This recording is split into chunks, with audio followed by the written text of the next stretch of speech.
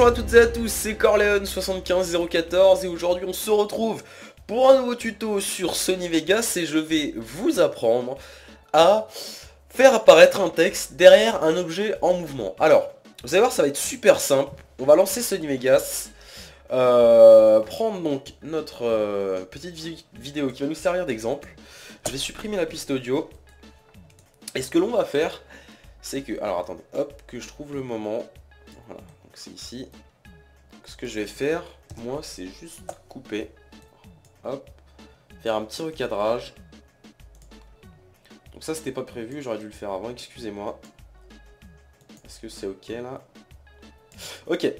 Bon, une fois qu'on a fait ça, on va créer deux autres pistes vidéo. Donc, une, deux.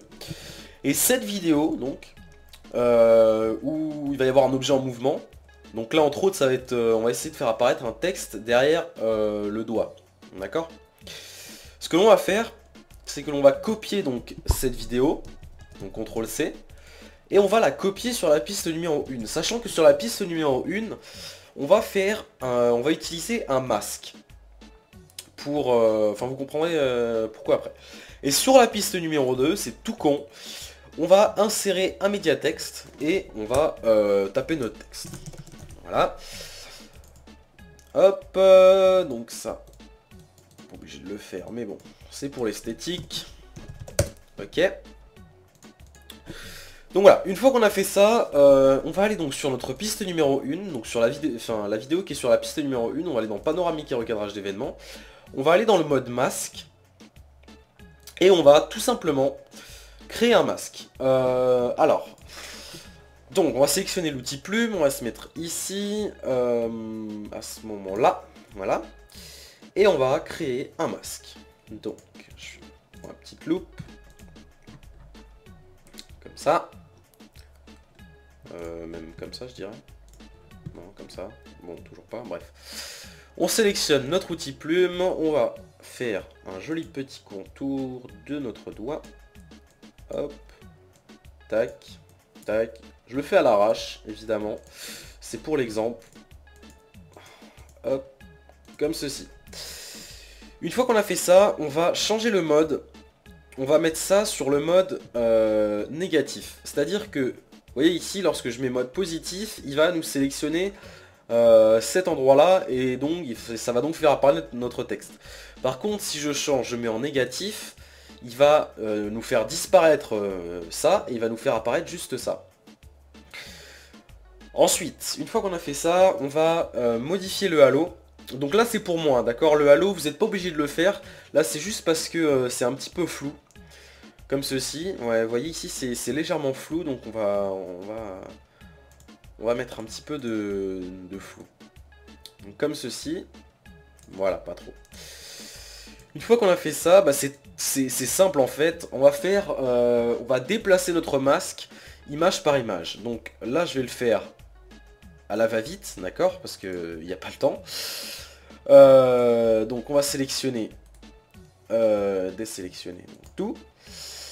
Hop, on va cliquer sur ce point et on va l'avancer comme ceci, en même temps que notre doigt qui bouge. Donc, comme ça. Comme ça. Voilà, on les place correctement, comme ceci. Voilà. Etc. etc. Vous avez compris le principe. Hop. Comme ça. Voilà. On va essayer de faire ça vite. Mal mais vite, c'est pas bien. Prenez votre temps. Hop. Vous voyez, donc là déjà, on commence à voir notre texte qui apparaît. Ce que l'on peut faire, c'est... Ah, pour éviter qu'il rentre dans le doigt. Voilà. Tac. Voilà. Voilà, ici on le voit qui apparaît un tout petit peu. Ça. Voilà. Ensuite, on continue sur cette lancée. Voilà. Donc le gros, bah, c'est le gros de l'effet, c'est tout simplement le masque hein, qui vous prendra le 3/4 du temps. Sinon, il n'y a vraiment rien de compliqué. Voilà.